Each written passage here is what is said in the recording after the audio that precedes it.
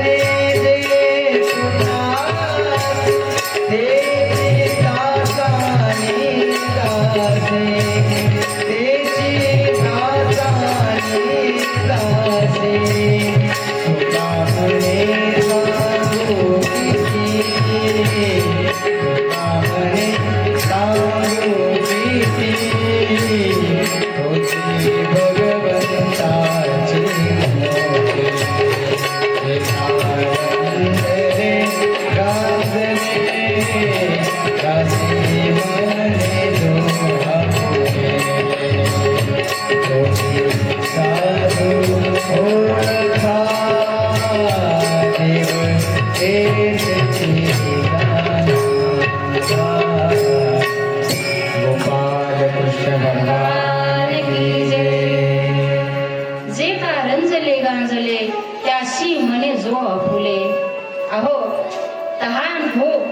दया ओळखीतो त्याला साधू म्हणावं, कोणालाही साधू म्हणू नये.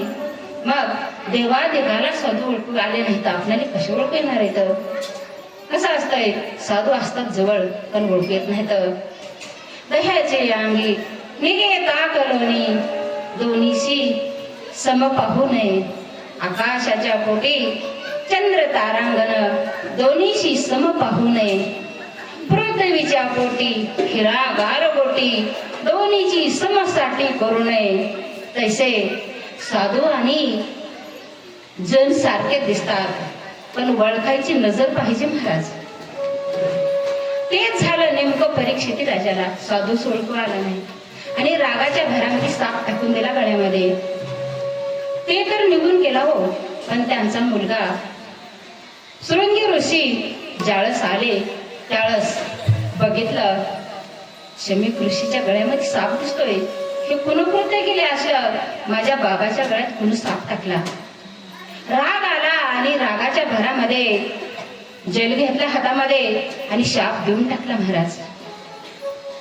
बघा, साधूचा राग होता आणि शाप कुणाचा होता? साधूचाच. शाप लागल्याशिवाय राहत नाही हो.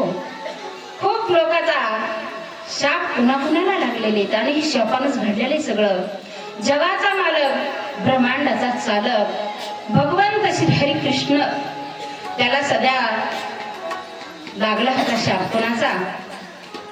अहो, ज्याळस सांगितलं होतं गांधारीने, अरे एवढा तू उद्धार केलास, एवढाचा पाठीराखा झालास, एवढा पांडवाचा पाठीराखा झालास आणि मला मात्र योग सध्या जिवंत राहिले नाहीत.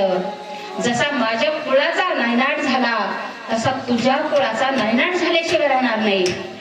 भागवत संपत येताना आपणाला हे आहेच, टाइम भेटला तर सांगू. एवढ्या देवाच्या कुळाचा नाश झाला फक्त शापामुळं. शापाने किती जणांचा झालाय हो नाश. दशरथ राजाला शापच भेटला होता महाराज. ज्यावेळेस श्रावण बाळ काशीला घेऊन जात होता, शापच दिला होता आई वडिलांनी त्यांच्या. अशा अनेक प्रकारचे शाप लागलेले इथं. शाप कधी चुकत नसतंय, म्हणून शाप घ्यायचा नसतंय, तळताट घ्यायचा नसते आपण कोणाचा. आणि भागवतामध्ये हेच शिकायचं असते आपण. ग्रंथ काय असते दुसरं काहीतरी तुम्ही एक जरी आपण घेऊन गेलात, एक जरी शब्द आणि ते आचरणात आणलात तरी कल्याण झालं तुमचं. शिकायचं असते, घ्यायचं असते भागवतातून, सोडायचं नसते महाराज. नाहीतर नळी फुंकली सोनारे आणि एकूण तिकडं जाते वारी. आम्ही इथं बसल्या बसल्या ऐकतात आणि घरी गेल्यावर मात्र आमचं जशाला तसंच. काय उपयोग आहे? आतापर्यंत मला सांगा किती वर्षापासून भागवत असेल इथं? एवढं वर्ष भागवत ऐकून खरं सांगा किती भजनी मंडळ झाले हो या परिसरामध्ये? मला 10 तरी भजने, आता 2 कीर्तन आहेत आपल्या ह्याच्यामध्ये. आणि तुमची जर खरं सांगते संमती जर असेल आणि तुमची जर इच्छा असेल तर बघा तुम्ही पुढच्या वर्षी कसा दणदणीत तुमच्याच विचाराने तुमच्या साह्यानं कसा सप्ताह करायचा आहे. माझ्याकडून स्वतः 7 दिवसाची फ्री महाराज आणते तुम्हाला. तुम्हाला वाटत असेल पाकिटाचं, यासाच्या गादीवर बसून सांगते मला पाकिटाची गरज नाही, माझा तुमचा परिचय नाही. माझ्या घरात 4 कर्मचारी सरकारी येतं. 6 लाख रुपये दर महिना येते माझ्या घरामध्ये. अहो, सरकारी इंजिनिअरिंग तर माझी लहानी जोडी आणि मोठे सध्या जोडी, दोन्ही 4 माझे कर्मचारी येते सरकारी. मला पाकिटाची काय गरज आहे सांगा? मला पैशाची गरज नाही. परमार्थ करा, परमार्थाला लागा आणि काय जे जे आपणाशी ठावे ते दुसऱ्याशी द्यावे आणि शहाणे करून सोडावी सगळं जना. परमार्थ करा, काय बुडत हे जन न ते कवे डोळा, येत कळवळा हिताचा. संतांचं हेच असतंय, उदार भाव आणि त्यांची मुक्ती भेटाव.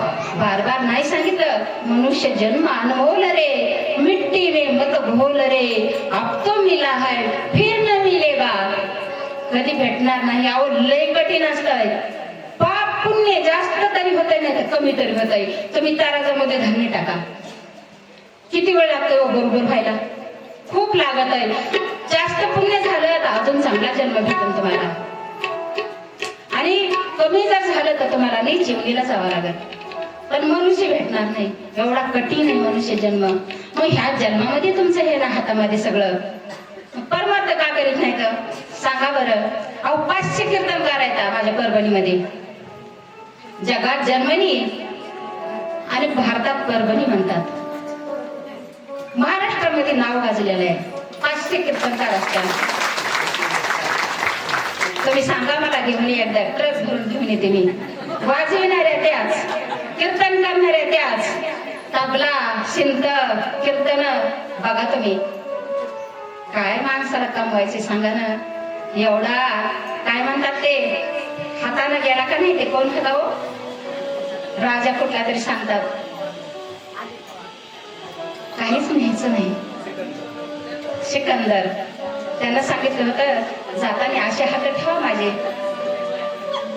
का असे हात का, केवढा तरी श्रीमंत होता. माझ्या हातात काहीच नाही, मी मोकळाच जाणार आहे. मग आला तसा जन्म वाया गेला. जन्माला येऊन काय केलं तुम्ही, काहीतरी करा. तुम्हाला सांगितले का मी संसार सोडून द्या, नाही. परमार्थ करा की, आणि संसारही करा. आमच्या संतांनी काय केले, तुकोबरायला गरजती नव्हती का, नाथ महाराजाला नव्हती का, कोणत्या संतांनी सोडून दिले तर लेकर बाळ. संसारही करा आणि परमार्थही करा, पण हे इकडलं कामाला येणार आहे, तुमच्या उपयोगाला येणार आहे. संसारी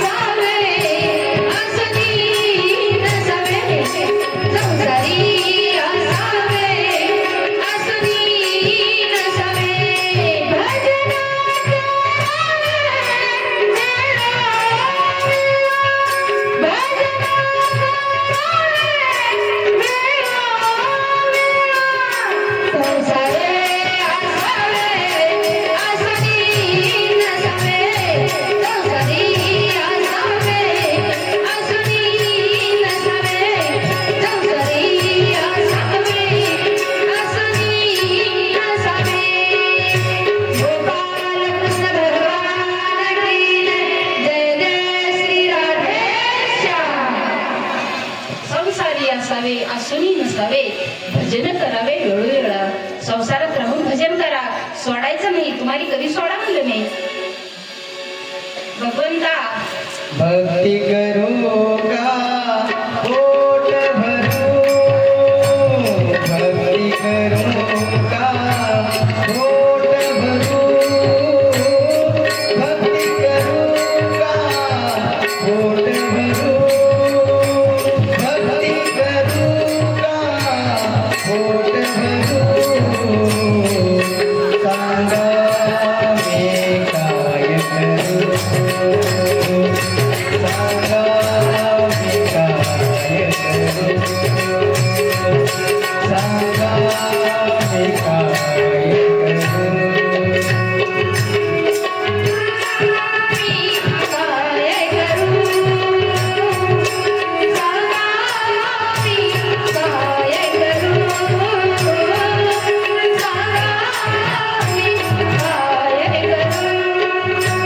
भक्ती म्हणते चाल पुढे, भक्ती म्हणते चाल पुढे,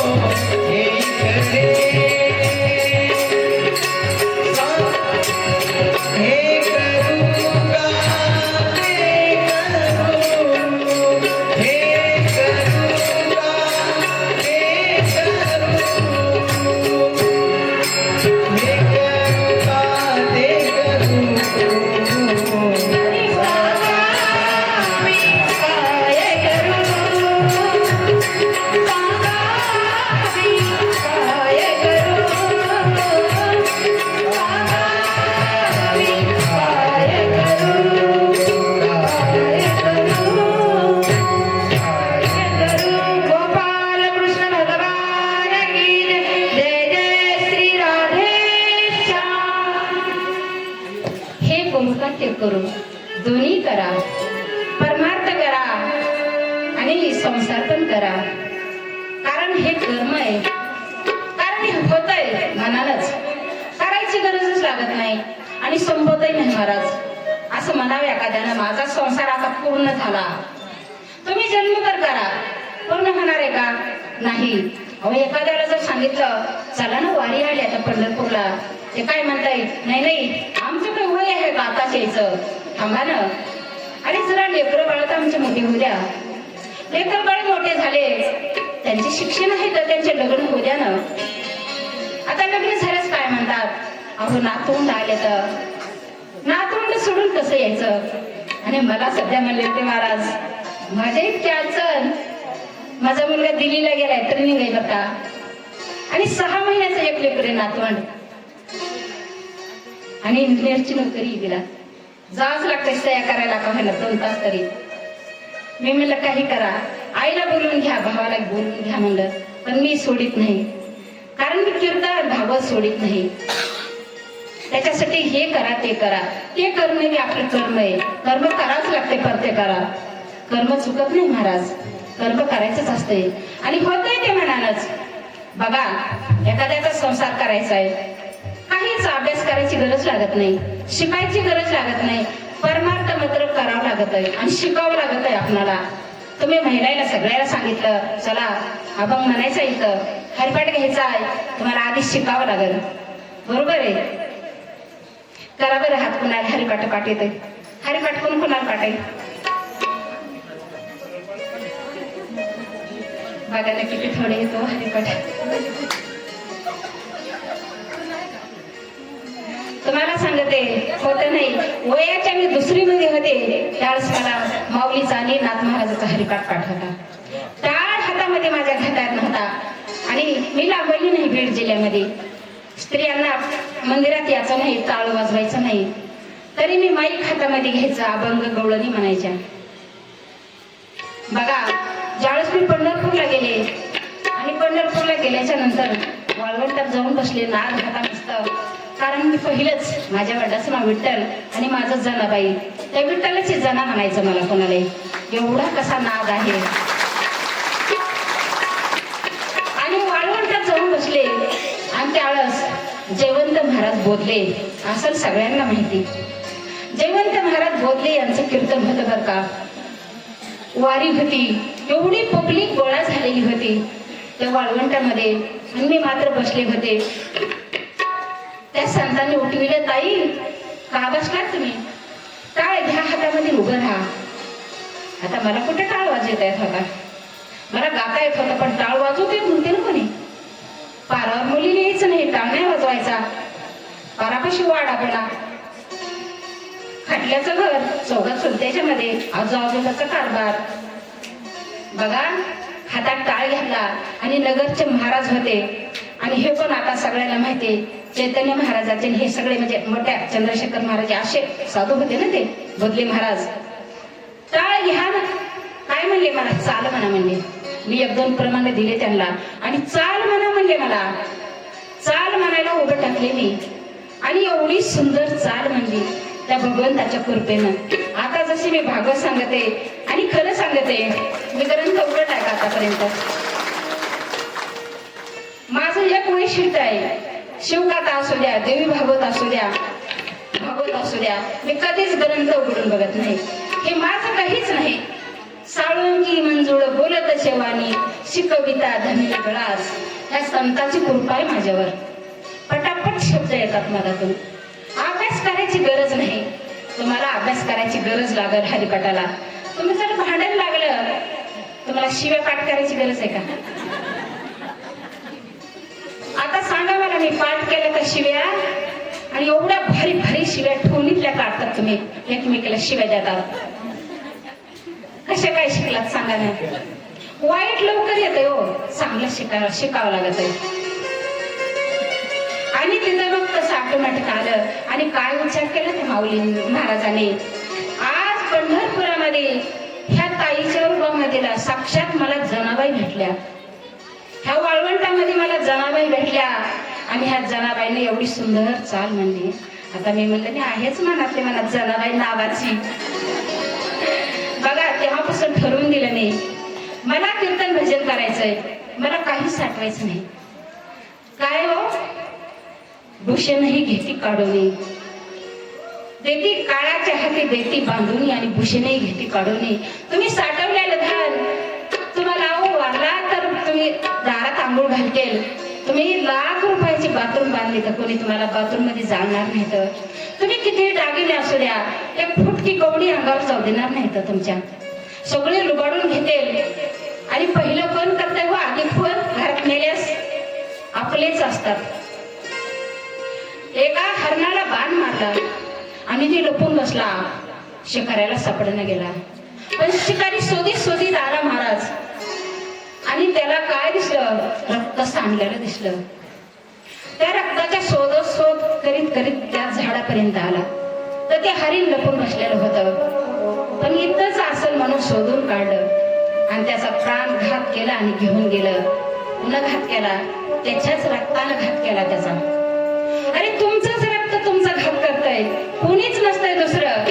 पहिला फोन लोकांना तुमचा जातोय, हे गेले आता पटकन उचला. मग तुम्ही काय माझं म्हणतात? कशासाठी एवढा जीव अडकून घेतात? आटापिटा संसार करणं, धावपळ जन्मभर कशासाठी? सार्थक करून घ्या ना जन्माचं. आणि हेच काय करतंय कथा शिकविते इथं. हे कुठे भेटत असतंय? सत्संगात गेल्यास, साधूच्या संगतीत गेल्यास. हेच मला सांगायचं होतं. अहो शाप दिला घरी आले. घरी आल्याच्या नंतर सांगितलं, पश्चाताप झाला राजाला. राजा तसा नव्हताच. विचार करू लागला, महान साधूचा अपमान झालाय, आता काय करायचं? तेवढ्याच वेळामध्ये डोळे उघडले बरं का साधूनं आणि सांगू लागले, आणि तू काय केलंस? हे शाप दिलास, ह्याच्याच जीवावर आपण सुरक्षित राहतात, ह्यांच्याच आश्रयानं आपण जगत आहात, नाहीतर आपला तोहाच घात करून टाकला असता. तू वाईट केलंस, शाप का दिलास? ते काही साधारण कुळातला नाही, चांगल्या कुळातला आहे राजा. अधर्म घडला असेल, झाली असं चूक, पण तू वाईट केलंस. वाईट वाटलं राजाला आणि पश्चाताप झाला महाराज. पश्चातापात जळत होता, प्रायचित कोणतं घेऊ आता? एवढा अपराध घडला माझ्या हातून.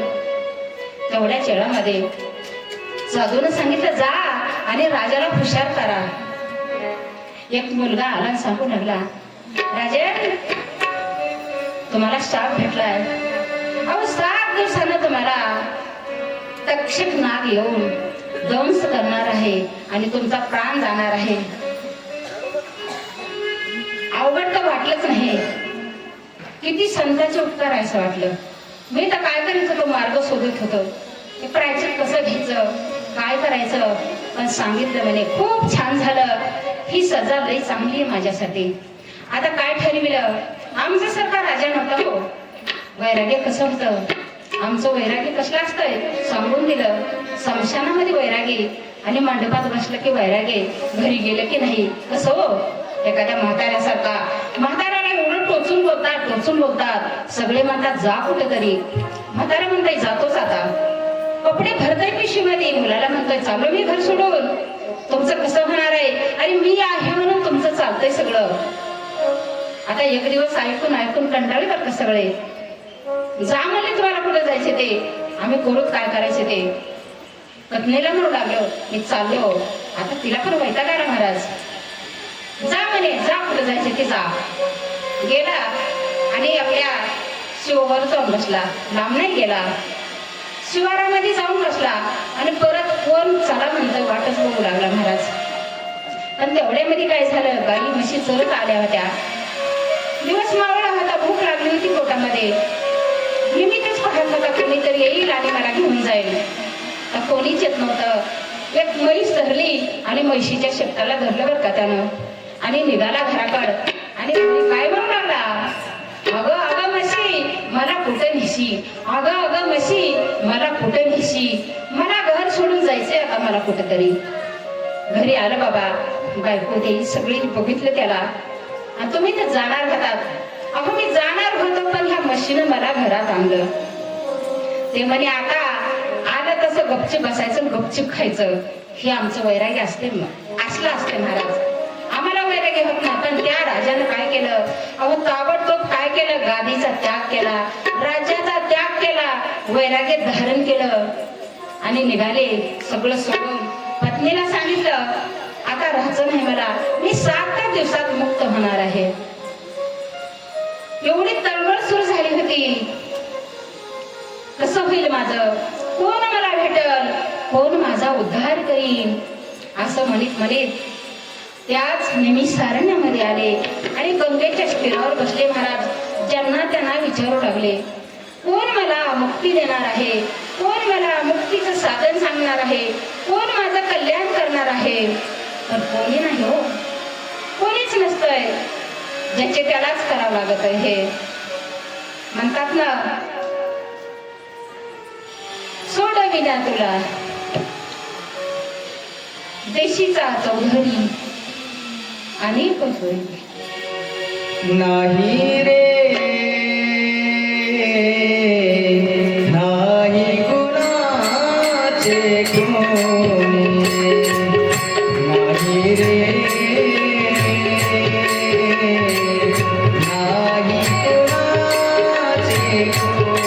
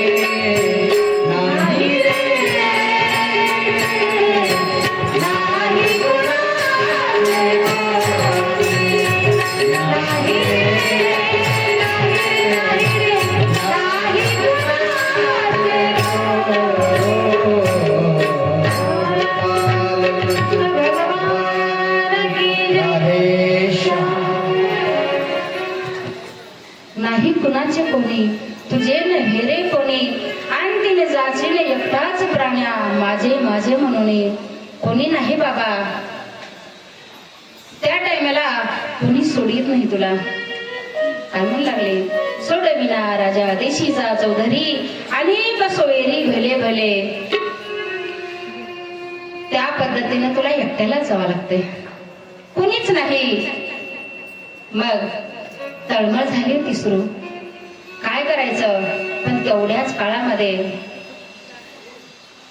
त्याला सोडविण्यासाठी कोण आलो, साक्षात सुखाचार्य भगवंत सुखदेव भगवान की जय, भागवत पुराण की जय. जसं साक्षात सूर्य जसा चमकतो या पद्धतीने 16 वर्षाचा सुखाचार्य भगवंत सोडवायसाठी आले महाराज. आणि माणसाला जर मुक्त व्हायचं तर साधूचीच भेटायला पाहिजे. साधू भेटल्यास काय मग आले, आसन दिलं, नमस्कार केला, ग्राम देवता नमस्त भगवंताला नमस्कार केला, व्यासांना नमस्कार केला, सगळ्यांना नमस्कार केला आणि राजा बसला. राजा कसे होते? कारण एवढा राजा कसा होता? श्रवण करायला कसा बसला होता राजा? कुठे चित्त होतं सगळं कथेकडं? अन्न नाही, पाणी नाही, काही नाही, एकच तळमळ होती अंतकरणामध्ये. आता कसा उदा होईल माझा? एवढ्या तळमळीनं आणि अशा तळमळीनंच भगवंत भेटत असते महाराज. काय विचारू लागले प्रश्न? गुरुदेव, माझा उद्धार कसा होईल? शाप लागलेला मी मुक्ता कसा होईल? सुखदेवाने सांगितलं, राजन घाबरू नकोस, आहे ह्याच्यावर मार्ग. ह्या कलियुगामध्ये उद्धार होण्याचा मार्ग आहे माझ्याकडं. अरे तू धिट्ट हो अगोदर, धैर्य धर, शांत राहा, माया ममता सोडून दे, कशाचीच अपेक्षा करू नकोस. फक्त कृष्ण चरित्र आणि पांडुरंगाचं चिंतन कर. पांडुरंग ध्यानी पांडुरंग मनी, कृष्ण माझा माता, कृष्ण माझा पिता, सतत नामस्मरण कर. ह्या नामानं अनंत जन्माचं पुण्य काय होतंय? एकत्र होऊन पापाचा नाश होतोय. आणि पापाचं काय होतंय? जशी एखादी आपली गंजी असते का गवताची, एकच काडी लावल्या लावल्या जळून जाते. त्या पद्धतीनं नाम एवढं श्रेष्ठ आहे बाबा, जास्त लागत नाही. घेता नाम विठोबाचे, घेता नाम विठोबाचे, पर्वत जळती पापाचे, पर्वत जळती पापाचे. घेता नाम, घेता नाम, घेता नाम विठोबाचे, घेता नाम विठोबाचे,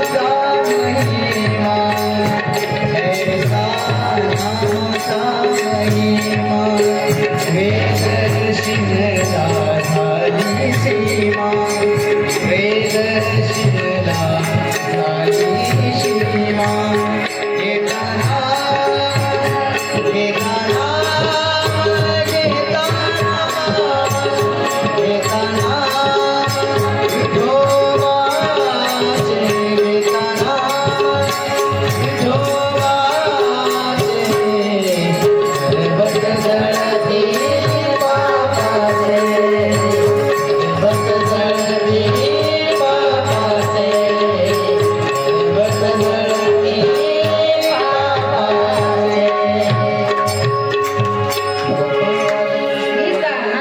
पापाचे, पर्वत जळती पापाचे. असा नामामध्ये समर्थ महाराज. तृणाग्न वेळे समरस झाले, तैश नाम केले जपता हरी. नामाचा उच्चार रात्रदिवस तो चालू ठेव. अरे कसलंही पापाचं काय होईल? पर्वताचे पर्वत जळून जातात. मग कशाला? सोपा आहे मार्ग. अजून काय करायचं? काहीच नाही करायचे. धैर्य धर आणि धिट्टपणा. अरे मरण मरण म्हणजे काय राजा? मरण काही कुणाला चुकले का? येते नाही उरू हले अवतार, हेरते पामर जीव किती. प्रत्येकाला मरण आहे. मरण चुकत नाही बाबा कुणाचं. का चुकत नाही? लाख ही पाजत करले, लाख कर रखवाले. लाख हिफाजत कर, लाख कर रखवाले. उड़ जाएगा एक दिन जिंदगी किराए का घर है, एक ना एक दिन बदलना पड़ेगा. मौत जब तुझको आवाज देगी, मौत जब तुझको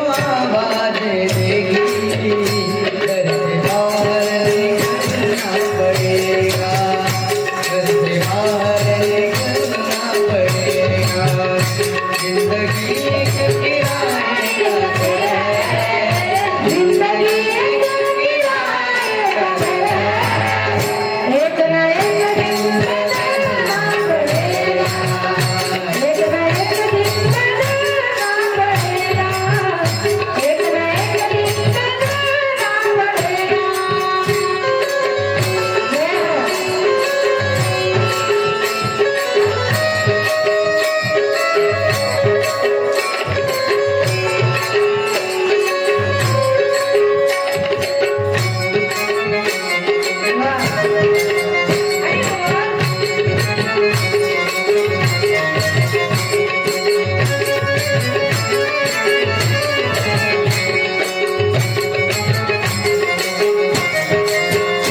रुक जाएगी जब तुझसे खुशियाँ, रुक जाएगी जब तुझसे खुशियाँ, उनके सांचे में ढलना पड़ेगा, उनके सांचे में ढलना पड़ेगा। ऐसा भी आएगा नादान, ऐसा भी आएगा नादान, तुझको आंखों पर चलना पड़ेगा, आंखों पर चलना पड़ेगा। जिंदगी एक किराए का घर है, जिंदगी एक किराए का घर है, एक ना एक दिन बदलना पड़ेगा, एक ना एक दिन बदलना पड़ेगा, एक ना एक दिन बदलना पड़ेगा।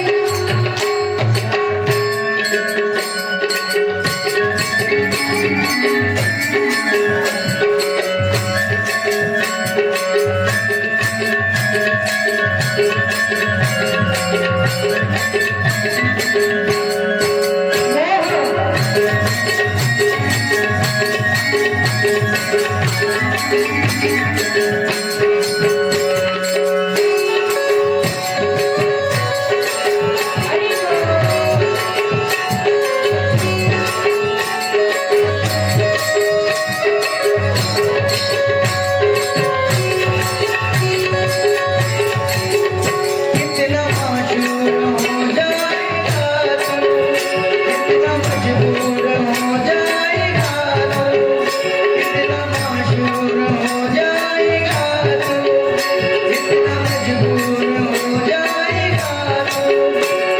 ये मखमल का सोना है तेरा, ये कफन में बदलना पड़ेगा। जिंदगी किराए का घर है, जिंदगी एक किराए का घर है, एक ना एक दिन बदलना पड़ेगा, एक ना एक दिन बदलना पड़ेगा, एक ना एक दिन बदलना पड़ेगा। गोपाल कृष्ण भगवान की जय, श्रीमद् भागवत महापुराण की जय, जय जय राधेश्याम। किरायाचं घर आहे महाराज, हे किरायाला दिलेलं आहे आपल्याला। आयुष्य पण, देह पण, आपली श्वास पण, श्वास चलती है चलते चलते दिया बुझता है, काय दम निकलता है रोशनी का। त्या पद्धतीने कशाला जास्त हे करायचं, तुम्ही फक्त नामाचं चिंतन करा, उद्धारून जाईल तुमचं। कुणालाच राहायचं नाही, सगळ्यांना जायचंय। मग कशाला घाबरता तुम्ही, आणि घाबरायचं कारण तरी काय? पुन्हा घाबरायचं, ज्याचा अभ्यास कसा आहे त्यानं घाबरायचं। आता शाळेत जाणारा विद्यार्थी, अहो ज्याचा अभ्यास पक्का आहे आणि परीक्षा जवळ आल्या बरं का, जे कॉप्या करतय, जे अभ्यासच कधी करीत नाही, त्यानं घाबरलं पाहिजे परीक्षेला। पण सगळे प्रश्न त्यांना काय पाठ येतं, उत्तर पाठ येतं, मग कशाला घाबरायचं? ते पास होणारच आहे। मग हे आपली काय मृत्यू आहे, आणि कधी पापच केलं नाही आपण, कधी वाईट सोचलं नाही कोणाचं, कोणाचा घातपात केला नाही, आणि जायचंच आहे एक दिवस सगळ्यांना, राहण्यासाठी कोणीच आलं नाही। आणि खरंच राहिली असते तर जागा पुरली असते का? आणि दाऊका घेऊन आल्याने पुरुषाला पण जावंच लागले, पूर्ण होता रामप्रभूचा जावं लागलं, कृष्णाला पण जावं लागलं. मग सगळ्याला जावं लागलंय तर तू कशाला घाबरतोस, चिंता राजन कशाला करतोस? फक्त तो अहो गुरुदेव मरणाला घाबरत नाही मी, मला मरणाला घाबरायचं काही कारणच आहे. मला फक्त मुक्त व्हायचंय, मला पुन्हा जन्म नाही पाहिजे आणि पुन्हा मरण नाही पाहिजे, मला फक्त मुक्त व्हायचंय मला. मग काय करावं लागेल त्याच्यासाठी? काहीच करू नको म्हणे, तुला मी सांगतो सगळ्यांचं. मग त्यावेळेस परीक्षिती प्रश्न विचारत होते आणि सुखदेव सांगत होते. अहो इकडं नेहमी सारण्यामध्ये सूत सांगत होते आणि सौनक विचारित होते आणि तिकडं विदुर काका विचारित होते आणि मंत्री ऋषी सांगत होते. असं 3 ठिकाणी चालू होतं बरं का. हेच प्रश्न त्यांनी जे सांगितलेले आपणाला ऐकायचे. तर कसं जगायचं, कसं मरायचं हे शिकायचंय आपल्याला. पुन्हा मरण कसं केलं हो? 2 साधूंनी मरण जिंकून घेतलं महाराज. भीष्माचार्याने मरण किती पवित्र केलं आणि हेच मरण 7 दिवसामध्ये परीक्षितीने आपल्या हातानं मुक्त झाला. मग तुम्ही आम्ही का होणार नाही? तर फक्त श्रद्धा ठेवा. ज्यावेळेस पार्वतीने श्रद्धा ठेवली नाही महाराज, रामप्रभू जात होते वनामधून, सीतामायाला चोरून नेलं होतं आणि सीतामाया म्हणू लागली, अहो भोलेनाथ तुम्ही सांगतात हे देवाचा अवतार आहे, हे माझे गुरु आहेत, हे माझे आराध्य आहेत आणि सीते सीते म्हणून का फिरतात? असं त्यांना माहित नाही का देव आहेत? सीता कुठे गेली, पुन्हा चोरून नेली नाही, हे दाखवायचंय जगाला. अहो दाखवायचं असतंय, हे खरं नसतंय बरं का. देव काय करतय? अवतार घेतय, पुन्हा अवतार संपवितय. कसं लहान बाळ काय करतात?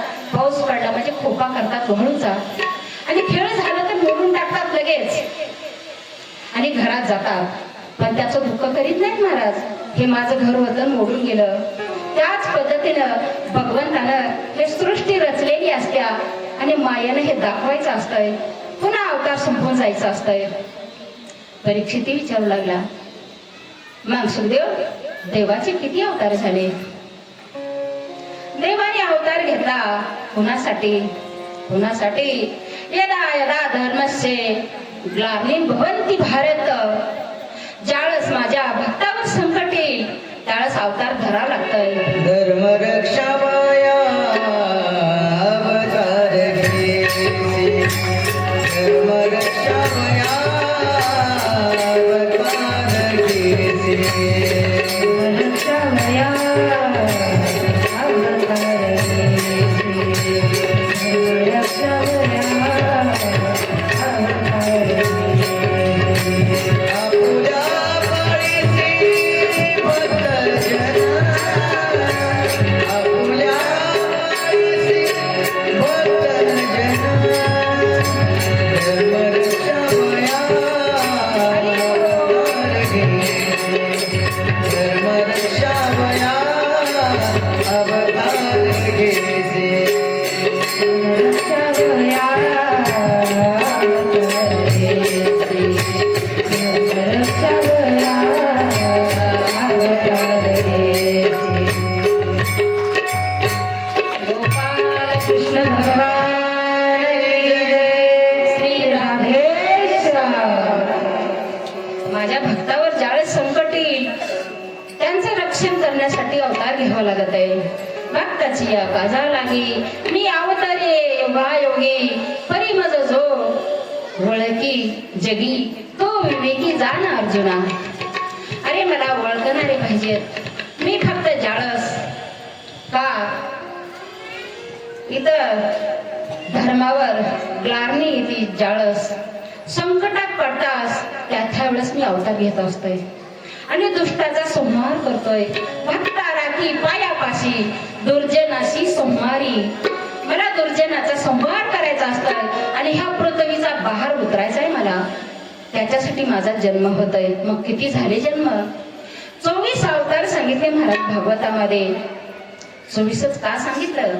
आमच्या साधू संतांनी आनंद अवतार हिशी भक्ता कारण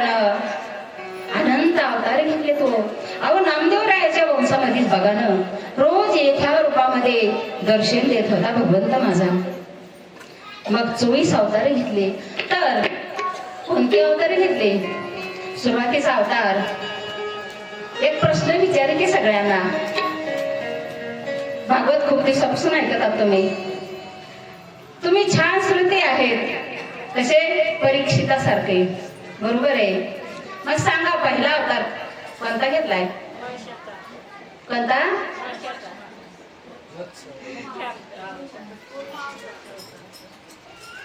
नाही माऊली, सुरुवातीला अवतार घेतला 4 कुमाराचा, सनक सनकादिक.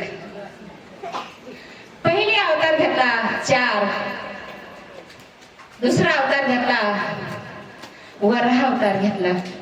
पृथ्वीच नव्हती, पहिले कोटेच नव्हते काही, चंद्र सूर्य तारा नाही. मग पृथ्वी जलामध्ये काय 80% पाणी आहे आपल्या याच्यामध्ये आणि 30% फक्त काय जमीन आहे. मग अवतार घ्यायचा, पृथ्वी निर्माण करायची, जग निर्माण करायचं, कुठं मांडायचं हे प्रश्न पडला. भगवंताला सांगितलं हो उत्पत्ती करायची जगाची, मग कुठं मांडायची. मग दुसरा अवतार वराह अवतार घेतला महाराज. वरा म्हणजे माहिती आहे ना, डुकराचा अवतार. पृथ्वी ज्याळस जलामध्ये त्याला वर काढायचं होतं आणि पृथ्वी वर काढली. काय करायचं? पृथ्वी वर काढली त्यावेळेस हिरण्यक्ष नावाचा राक्षस आडवा आला आणि त्याचा वध केला. मग 10 अवतार तयार केले. कोणते? ऋषीचे केले, मनुचे केले. 10 अवतार तयार करून सध्या काय होत होतं? कुणाला दिलं होतं हे काम? ब्रह्मदेवाला दिलं होतं. उत्पत्ती करायचं काम कुणाला दिलं होतं? ब्रह्मदेवाला, भगवंतानं. आणि संहाराचं काम भोले बाबाला दिलं होतं. पालन पोषणाचं काम विष्णूला दिलं होतं महाराज. आता ब्रह्मदेवाने एवढी सृष्टी उत्पन्न केली पण समाधान वाटत नव्हतं. का? अहो ज्यावेळेस त्या संतातिकांना सांगितलं मला उत्पत्तीची काय करा, उत्पत्ती करू लागा, पण त्यांनी सांगितलं आम्ही अवतार कशासाठी घेतलाय? आम्हाला उत्पत्ती करायची नाही, संसारच करायचा नाही आम्हाला, आम्ही ब्रह्मचारी राहणार आहेत. मग हे ब्रह्मचारी काय सांगितलेलं आहे? सुरुवातीचे 25 वर्ष ब्रह्मचारी राहायचं असतंय, नंतरचे 25 वर्ष काय असतंय? संसारात संसारी राहायचं, वानप्रस्थ. पुन्हा काय असतंय? जंगलामध्ये जायचं असते महाराज, आणि नंतर संन्यास घ्यायचा असतंय. असा 100 वर्षाचा विषय बरं का माणसाचं. मग लग्नच करायचं नाही, त्यांनी शाप दिला महाराज, लग्न करायचं नाही तर तुम्ही मोठेच होणार नाही. तर म्हणून ते संतच आहेत ना, एवढालीच येतो 5 वर्षाचे, सनक सनकादिक, सनक कुमार आणि सनातन. अशा पद्धतीने उत्पत्ती केली, काम दिलं. नंतर 10 जणांचा उत्पत्ती करायला सांगितलं. त्याच्यामध्ये मरीची आला, पुन्हा दक्ष आला, अशी 10 ऋषीची केली. बरं एवढं करून मी समाधान होत नव्हतं. मग पुन्हा काय केलं? ब्रह्मदेवाने स्वतःच्या अंगामधून आपला एक मनू आणि डाव्या अंगातून उत्पत्ती केली महाराज, ईश्वरूपा. आणि ते ईश्वरूपा आणि मनू तेव्हापासून माणसाचा अवतार तयार झाला. आता पूर्वी म्हणत होते की माकडापासून माणसं तयार झाले. हे ज्ञानी लोक खूप पुढे गेलेले आहेत, पण किती पुढे जावं काहीच फरक नाही. आमच्या साधू संतांनी 700 वर्षापूर्वी जे शोध लावलाय, माझ्या माऊलीचं चरित्र वाचा तुम्ही. पाण्याचा शोध, लाईटीचा शोध कुणं लावलेला आहे, आणि हे इमान तयार केलेत म्हणतात. पूर्वीच्या काळात इमान नव्हतं. हे ग्रंथ खोटे आहेत का? पुष्पक इमान रावणाने सुद्धा चोरून नेली होती. इमान नव्हतं का त्यावेळेस? माझ्या तुकोबारायाला नेलं होतं इमानात बसून, देह सगट. इमान नव्हतं का त्यावेळेस? हे पहिलंच आहे. त्या पद्धतीनं ईश्वरूपा आणि मनुचा अवतार झाला. मग उत्पत्ती झाली जगाची. त्या ईश्वरूपाला आणि मनुला किती अपत्य झाले? 3 मुली झाल्या, देहूती, आकृती, आणि दुसरी एक मुलगी झाली महाराज. आता तर मुलं किती झाले? 2 झाले, उत्तानपाद आणि उत्तम नावाचा. आता हे पुढे चरित्र येत आहे. का सांगतात? कारण हिदूर काकाचं चरित्र मागणी केली होती परीक्षिताने माझ्या चुलतेचं सांगा, माझ्या वडिलाचं सांगा, पण इथून किती पवित्र कथा हे पण सांगितलं.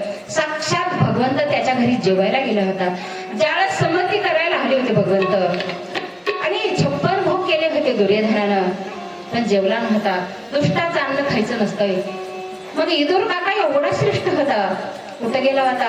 अप्रत्यक्षा केली होती आणि इदूर काका माझा वाट बघत होता. आमच्या घरी देव येतील का? सुलभा काकी वाट बघत होती, देव येतील का? 12 वर्षापासून तपश्चर्या केली होती. आणि त्यावेळेस समती काय झालं होतं? अहो तुम्ही राज्य नाही द्यायचे ते द्यायचे, कमीत कमी 5 गावं तरी द्या. अहो 5 गावं सध्या दिले नाहीत.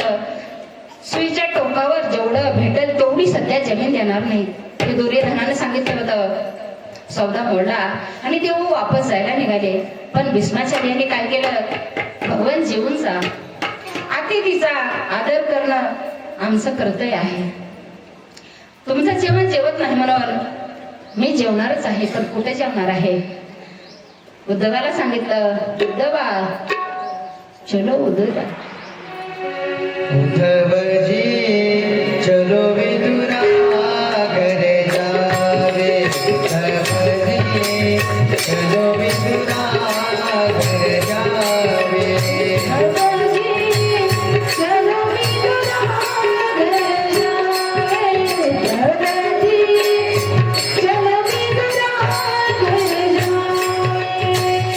उद्धवजी चलो विदुरा घरे जावे.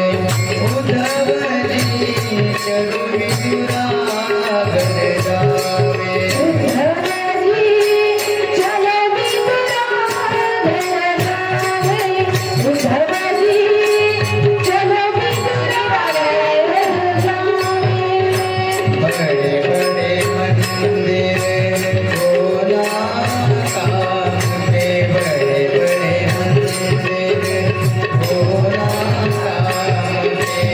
आवा घर नहीं पावे. उद्धवजी चलो विदुरा घरे जावे. उद्धवजी चलो विदुरा घरे जावे. ओ चलो विदुरा घरे जावे. उद्धवजी चलो विदुरा घरे जावे. चलो विदुरा घरे जावे. उद्धवजी चलो विदुरा घरे जावे. गोपाल कृष्ण भगवान की जय. राधेश्याम. विदुरजी चलो उद्धवाजी चलो विदुरा घरी जाऊ. बडे बडे महिला काय कामाचे? अरे जिथं सत्कारच होत नाही, कुणी आपल्याला विचारित नाही, तर काय करायचे बघले आपल्याला? गरीबाची भाजी भाकर बरी बर का, तिथं प्रेम तरी भेटतंय. मग भगवंत इकडे निघाले, तेवढं प्रेम होतं. अहो माझी सुलभा काकी नहात होती बर का, माझा भगवंत येणार आहे, पवित्र होऊन पवित्र झालं पाहिजे माणसानं, शुद्धता पाहिजे. मग ज्यावेळेस नहात होती, पूर्वीच्या काळामध्ये शॅम्पू नव्हता महाराज, साबण नव्हतं, माती डोक्यात घालीत होती आणि नहात होती. भगवंत आले दाराला आणि आवाज देऊ लागला, सुलभा काकी. आवाज ऐकल्या काही घाईनं आली महाराज. तशीच वगळं जात होते, एवढं भान विसरली होती, वगळं मातीचे कपडे ओले अंगावर, तशीच आली. अवध हे भान विसरून गेली होती. असा वट्टा केला होता, स्वतःच वठ्यावर बसली जाऊन. आणि त्या दिवशी नेमके केळ कोणतरी दिले होते बरं का. त्या झोपडीमध्ये काय असायचं? इदूर काका म्हणजे काय होते? अहो दासीपुत्र होते. त्यांचा काही मोठा बंगला नव्हता. देवाला फक्त भाव बघायचा होता. पाटावर बसविला आणि आपण स्वतः आसनावर बसली आणि एक एक केळ सोलून देऊ लागली महाराज. टरपले देवाला देऊ लागली आणि केळाचा गाभा मात्र आपणच खावं लागली. बघा ना, हे भान विसरून गेली होती. भगवंत घरी आले आणि म्हणालच आहे ना, किती दिवसापासून प्रतीक्षा होती तिची, देव माझ्या घरी कधी येईल, देव कधी येईल, असं देवाची प्रतीक्षा केली पाहिजे. उगाच देव नाही का भाजी, ते काय बाजारचं भाजीपाला आहे का देव? अहो भाव पाहिजे, प्रेम पाहिजे. देवाला बोलवायचं म्हणलं तर बघा, तेवढ्यामध्ये इदूर काका आले. अगं सुनबाई येळ लागली का तुला? तू काय करतेस? तू मात्र केळ खातीस आणि बाबा मात्र आपण स्वतः खातीन, टरफले मात्र देवाला देतीस. मग भानावर आली महाराज. कळालंच नाही मला. देवाची भूक भागली नव्हती महाराज. भगवंत म्हणू लागले, काकी अगं भूक लागली मला, काहीतरी जेवायला दे. आता काय असायचंय? 2 टाइमच्या कन्या असायच्या बरं का, आणि कन्या शिजायला टाकल्या होत्या दोघा पोरत्यास. देव म्हणू लागला, सुगंध तर किती भारी येतोय, जेवायला वाढ मला काहीतरी. बघा देव किती हो प्रेमाचा भोगेला आहे. मग आता कशा वाढायच्या? आता एवढ्याच टाकलेल्या होत्या ना दोघा पोरत्या. त्या सुलभा काकीनं पाणी टाकलं मध्ये आणि पातळ केल्या. आता त्या वाढायच्या तरी कशी? पात्र होते घरात, काही ताटबी नव्हते महाराज. ते पात्र वाढले तर त्या कन्या बसत नव्हत्या त्याच्यामध्ये, उघडून जात होत्या पात्राच्या खाली. एवढ्या पातळ कन्या. विदुरा घरच्या भक्षणी कन्या प्रेमानंद झाला, मनमोहन मुरली वाला. असा भगवंत जगाचा मालक अनेक गोष्टी परीक्षितीला सांगितल्या. एवढंच नाही, द्रौपदीचं सांगितलं. द्रौपदीचा किती छळ झाला तरी विसरली नाही ती. नुसत्या भाजीच्या पानासाठी तृप्त झाला होता. असा तुमच्या चुलत्याच्या वडिलाच्या सगळ्याचे शौर्य ऐकून तृप्त झाला होता परीक्षिती. मग अवताराच्या लीला सांगितल्या, उत्पत्ती सांगितली आणि पुढे मला विस्तारपूर्वक सगळं सांगा म्हणू लागले. जगाची उत्पत्ती झाली, कशी झाली ते पण सांगा. अहो त्यांनी काय केलं, हे विस्तार कसा झाला ते सांगायला सुरू केलं बरं का. कारण मनुचा आणि शतरूपाचा पुत्राची सांगितली नाही, आधी पुत्रीची सांगितली. कारण पुत्रीला सगळ्यात जास्त दिलेला आहे बरं का अधिकार. पण देहूती नावाची कन्या होती. देहूती एवढी पवित्र होती, ज्ञानी होती. ही कुणाला द्यायची? राजाची कन्या, मनु म्हणजे राजा. ही कुणाला द्यायची प्रश्न पडला होता. पण नारदाने सांगितलं, हिचा वर करदम नावाचा ऋषी, ज्यावेळेस ब्रह्मदेवाने 10 मुलं पैदा केले होते त्याच्यातलाच हा ऋषी होता. एवढा ज्ञानी होता, एवढा पंडित होता. अहो त्याने एवढ्या तपश्चर्या केल्या होत्या आणि भगवंत प्रसन्न होऊन भगवंत साक्षात रडत होता. मी सांगितलं ना, देवानं रडलं पाहिजे, देवानं जेवलं पाहिजे आणि देवानं माझं म्हणलं पाहिजे. आम्हीच म्हणतात देव माझा माझा नाही, देवानं माझं म्हणलं पाहिजे. द्रौपदीसाठी रडला. त्या रंधानामध्ये एक स्त्री होऊन गेली महाराज. काय नाव होतं तिचं? दोन्ही अक्षर रा रा होते महाराज. काना होता, रला काना राधा, रा धला काना धा, आणि त्याच्यामध्ये काना दडलेला होता. आणि साक्षात लग्न न करता पट्टराणी झाली ती. बघा तुम्ही, रुक्मिणीला आधी नाव येत नाही, पण राधे कृष्ण नाव येते महाराज. राधे कृष्ण, राधे कृष्ण. बघा अहो लग्नाची बायको असेल, रुक्मिणी विठ्ठल कोणीच म्हणत नाही, पण राधेचं नाव सगळ्याच्या आधी येत आहे. राधेचं नाव खरं जर सांगितलं तर भागवतात कुठंच येत नाही. काय येत नाही? सुखदेवाने भागवत सांगितलेलं आहे. आणि सुखदेव काल सांगितलं नाही. सुखदेव कोण होते? राधेचे गुरु होते महाराज. राधेचे गुरु नाही, राधा राणी गुरु होती त्यांची. बघा गुरुचं नाव कसं घेतलं पाहिजे? घेतलंच नाही पाहिजे. आता माझ्या गुरुचं मी घेतलं का? सच्चिदानंद स्वरूप सरस्वती 108 माझे गुरु ब्रह्मचारी संन्याशी येत महाराज.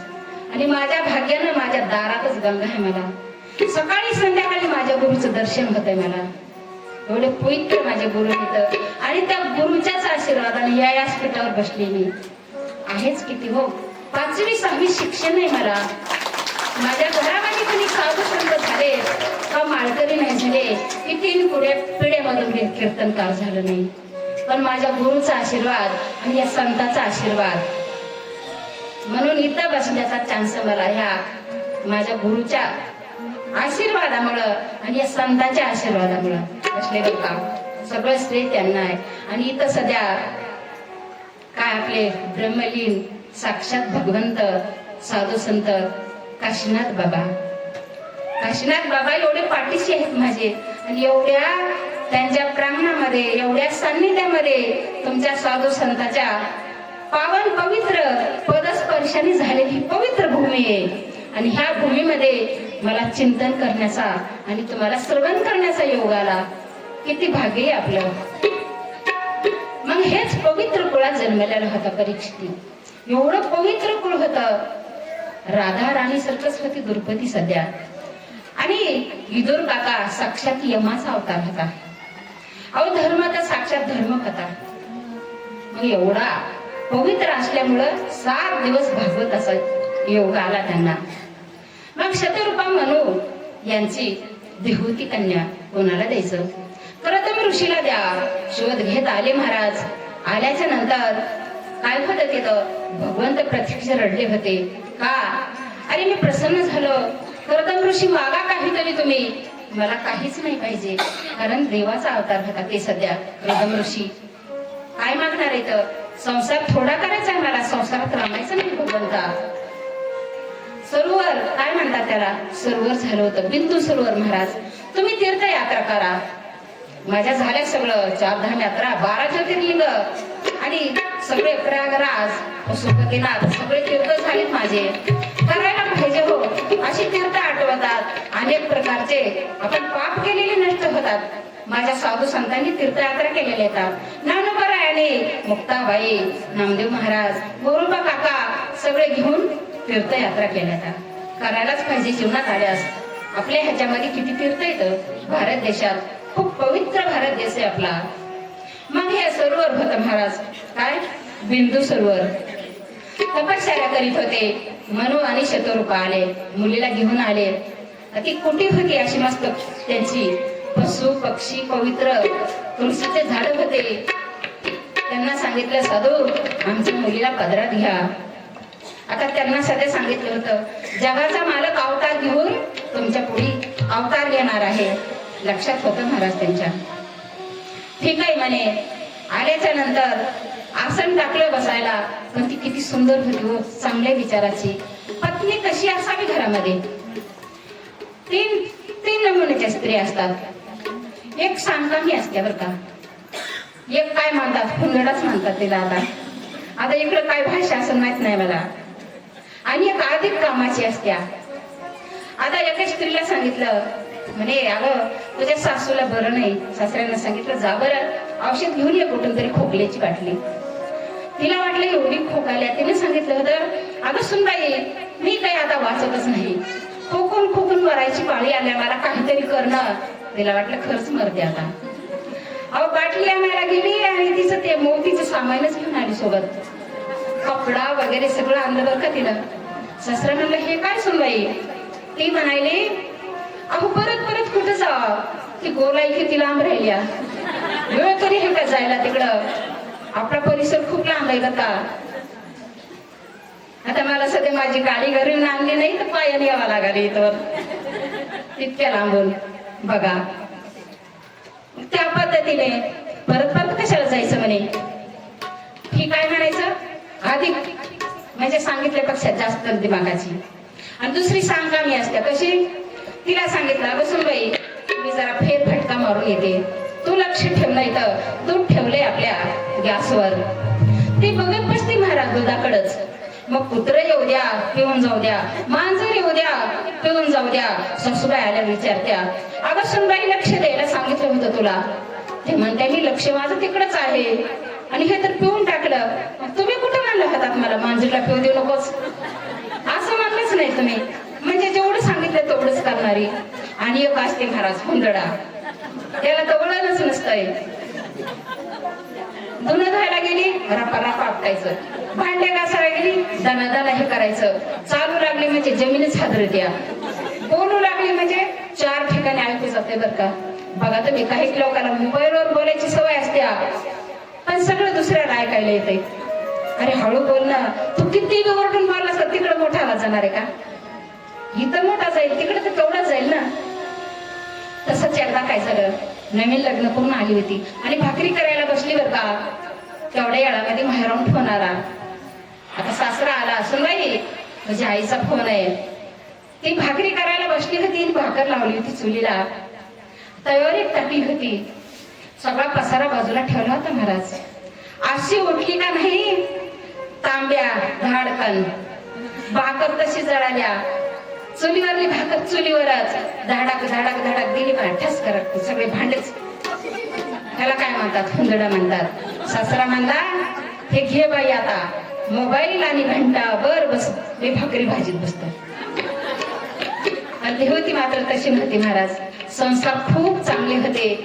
आले, तिने सगळं अंगण झाडून काढलं, पाणी टाकलं तुळशीला आणि आसन टाकलं होतं. पण नवऱ्यानं आसन टाकलेलं आहे. अहो, स्त्रीनं कसं आपल्या पतीचा मान राखला पाहिजे, आदर केला पाहिजे.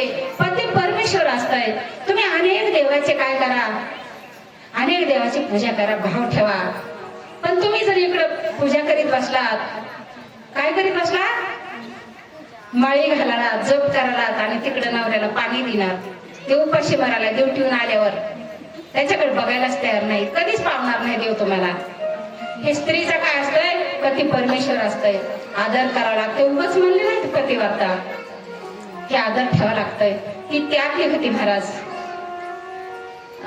सांगते, अजून सांगणार आहे कथा, हाय आपल्याकडे 10 मिनिटं. आरतीचे यजमान कोण आहेत ना, त्यांनी ताट घेऊन हजर राहायचं. कथा संपली की आरतीला उभं राहायचं बर का. आणि कथा वेळावर सुटणार आहे, तुमच्याकडून उशीर व्हायलाय. कथा भरपूर सांगायच्यात आम्हाला, कथा होईना झाल्यात खरं सांगते. आता किती कंट्रोल करायचं. उद्या आपल्याला श्रीकृष्णाचा जन्म आहे, जगाचा मालक जन्मणार आहे, अवतार घेऊन येणार आहे. किती कथा राहिल्यात अजून बाकी. तुम्ही 3 वाजालात, तुमच्या जेवणात बंधन घालीत नाही मी. आमच्या इकडे जेवण नसतात दुपारी, ठीक आहे तुम्ही ठुले तर, पण तुम्ही लवकर जेवण घ्या ना. 3 वाजता इथंच आलं तरी कोणी मंडपात दिसणार, तुमचं आवरलेलं दिसून झाले. बघा, वेळच पूर्ण झाले कथेला. आता उद्या किती कव्हर करायचं मला कथा. उद्या 2 जन्म होणार आहेत. श्री राम प्रभूचा जन्म होणार आहे, पुन्हा कृष्णाचा जन्म होणार आहे. पुन्हा हे एवढं चरित्र कधी सांगायचं. अहो, गजेंद्राची कथा होणार आहे उद्या, दुर्या बाळाची कथा होणार आहे उद्या, प्रल्हादाची कथा होणार आहे उद्या. कितीतरी बघा ना, दुर्वासाची कथा होणार आहे. काय काय सांगायचं आता मी तुझ्या 2 आणि 3 तासामध्ये. तुम्ही लवकर येऊन बसायला पाहिजे. आता माझी मागील 15 वेळात कथा झाली, सगळी पब्लिक आधी येऊन बसत होते, मला फोन करत होते, ताई चला लवकर, चला लवकर. 3 माणसं बोलवायला येत होती, पण तुमचा कोणाचाच कथा नाही. सुरू झाल्यावर मग यायला तुम्ही, आणि इथं कोणा आवरलेले नसाले. ही माईक सिस्टीम सगळी लावून ठेवायची, सगळे तयार झाली तर बसायचं. तुम्हाला जायचं, मला काही नाही बघा, तुम्हाला काही नाही, मी कमी सांगते, त्याच्यात काही नाही. तुम्ही एवढं लावलंय सगळं नियोजन आयोजन मस्त. सगळ्यांना धन्यवाद खूप देते. सगळं चांगलं वातावरण आहे, मस्त खरंच आहे. पण तुम्ही लाभ घ्या ना. तुम्ही गंगा आहे, हात धुवून घ्या तुम्ही इथं. त्या पद्धतीने बघा, ऋषी आले आणि सांगितलं, मुलगी आमची घेता का पदरात. सुशील होती, तिला विचारा म्हणले. तिने सांगितलं, हो एवढे साधू महान आहेत आणि याच्यापेक्षा काय पवित्र भेटणार आहे मला पण असेच पती पाहिजेत. ती राजाची कन्या होती, पण म्हणली नाही मला अशा झोपडीत देऊ नका. कसं आहे, दिल्या घरी राहणं स्त्रीचं असते महाराज. बांधल्या खुंट्यास धेनूचं चरण, आणि दिल्या घरी राहणं स्त्रीचं. आई वडील कुणाचे चांगलेच असतात सगळे. आपल्या मुलीचं चांगलं भाव हेच हेतू असते सगळ्यांचा. मग आपल्या स्त्रीनं पण तेच संस्कार घेऊन राहिले पाहिजे, आणि तेच केलं देवतीनं. करा म्हणे. लग्न झालं महाराज, पण एका अटीवर. काय सांगितलं प्रदम ऋषीने, मी लग्न करीन पण अट आहे, एक अपत्य झालं की मी काय करीन, निघून जाईल तपाला. ठीक आहे म्हणे, काय हरकत नाही. झाले हो 12 वर्ष झाली, अपत्य नाही. वाळून गेली सेवेमध्ये. एवढी सेवा करायची रत्ना दिवस. एक दिवस तपश्चर्या आटकली आणि दृष्टीच पडली. पत्नी आहे म्हणून सध्या भान नाही. नित्य नेमाला फुलं द्यायची, पाणी घालायची, सेवा करायची, तिचं चालू राहायचं कर्म. आणि ते तिलाच विचारलं कोण आहेस म्हणून. तिने कसलीच तक्रार केली नाही महाराज. राजकन्या होती ती. कोण आहे म्हणल्यास सांगितलं, हो मला आपलं लग्न झाले स्वामी, मी पत्नी आहे तुमची. दयाळी महाराज, ठीक आहे म्हणे, काय मागणी आहे तुझी? तिने सांगितलं, अहो पतीचं ऋण कधी फेटत आहे, त्या घरी येऊन एक तरी वंशाला अपत्य दिलं पाहिजे, तर तिचं ऋण फेटत असते महाराज. एक अपत्य झाल्यास माझी एवढीच मागणी आहे म्हणे, तुम्ही जा स्वामी, संन्यास घेऊन जा. ठीक आहे म्हणे. अहो त्यांनी काय केलं, सरोवरामध्ये आंघोळ केली महाराज, आणि एवढं दिव्यमान त्याला रूप आलं, लावण्य सुंदर. बायका आल्या हवा घालायला, स्वर्गातल्या गंधर्व किन्नराच्या बायका, सुंदर प्रकारचं रूप आलं आणि टवटवी झाली मस्त. कारण सामर्थ्य होतं, तपस्वी होता ते. इमान घेतलं आणि तिला तीर्थयात्रा केल्या आणि लग्न पण त्याच्यामध्ये केलं होतं आधीच, फिरून आणलं आणि एक अपत्य झालं त्यांना. पण ते निघाला तपाला. देवहूतीने सांगितलं, स्वामी नाही जाऊ शकत तुम्ही, अपत्य झालंय, पण बघा तुम्ही, कारण हे स्त्री राहत नाही. मला हेच कळत नाही हो, सगळे म्हणतात पराया धन. अहो सासू म्हणते तू परायाचे ही साता आली 4 दिवसात कारभारी होतीस का? आणि घरचे लोक म्हणतात तुझं इथं काहीच हक्क नाही, तुझ्या घरीच हक्क आहे, मग त्या स्त्रीचा हक्क तरी कुठे आहे? तिला पण तसंच म्हणू लागले महाराज, पराया धन आहे, नाही जमणार, मुलगा हो द्या. मग असं करीत करीत किती अपत्य झाले, 9 मुली झाली महाराज. प्रथम ऋषीला कोण होत्या? साक्षात नवविधा भक्ती होत्या त्या. एवढी पवित्र होती देवहूती, भक्ती झाल्या त्यांच्या पोटी. किती भक्ती येतात, भक्तीचा विस्तार करायला वेळच नाही महाराज. एक दोन सांगते, सर्वशक्ती सगळ्यात श्रेष्ठ आहे, म्हणजे आता तुम्ही करतात. इथं लोभ अहंकार काहीच येणार नाही. तुमच्या मनामध्ये एक चित्त देऊन तुम्ही श्रवण करतात. श्रवण, नामस्मरण, दास्य, अशा दास्य माझ्या हनुमंतरायाने केल्या ही सेवा. आणि एवढा अमर झाला, जिथे भगवंताचं रामाचं मंदिर नाही, पण आज गलोगलीला हनुमंतरायाचं मंदिर आहे. एवढी श्रेष्ठ आहे. ह्या नवविधा भक्ती झाल्या. आणि देवहूती तरी कोण होती? साक्षात तिच्या पोटी अनुसयासारखी मुलगी जन्मली होती. शुद्ध बीजा पोटी फळ रसाळ कोमटी. एवढं बी पवित्र पाहिजे. मशागत करायला पाहिजे रानामध्ये. तुम्हाला पीक भारी घ्यायचंय तर रान पवित्र पाहिजे. तसंच आई बाप सात्विक पाहिजे, तेव्हा तुमच्या पुढे बाळ सात्विक जन्मत आहे. आईने तेवढीच काळजी घेतली पाहिजे. आणि मुलगा जर जन्मला तर आईचा सध्या दोष असतोय, मुलगा खराब निघाल्यास. बघा हे आई वडिलाच असतंय. मग एवढी पवित्र मुलगी जन्मली होती, एकीच सांगते, आता नवीच सांगायला गरज नाही. कोण होती? साक्षात तहाने बाळ करून पाळण्यात टाकली होती अनुसया माता. देवहूतीची मुलगी होती. एवढा अधिकार होता. तिने देव जायचे परब्रह्माच्या ठसे बाळ केले होते तिनं. एवढी ताकद होती तिची. मग अशी देवहूती काय केलं तिनं? नंतर जन्माला कोण आले? कपिलदेव. कपिलदेव भगवान की जय, महापुराण की जय. साक्षात भगवंताचा अवतार कोठाला आला. आणि त्यांनी काय केलं? वैराग्य धारण केलं. आईला सांगितलं, आई वडील तर गेले निघून मुलगा झाल्यास, पण आईला सांगितलं, आई स्वतःचा उद्धार करून घे, मला पण आता जायचंय निघून, मी पण संन्यास घेणार आहे. आणि इथं सांगितलं, कारण आता तूच गुरु हो माझा. कोण गुरु होणार आहे? अहो साक्षात मुलाला गुरु बनविलं. आणि तिने स्वतःच ज्ञान वैराग्य सगळं त्याच्याकडून शिकली महाराज. आणि आपला स्वतःचा उद्धार करून घेतला. कपिल देवाचं पूर्ण साक्षात्कार झाला. आणि तिने स्वतःनं काय केलं? एक नदीचं रूप घेतलं आणि मुक्त झाली.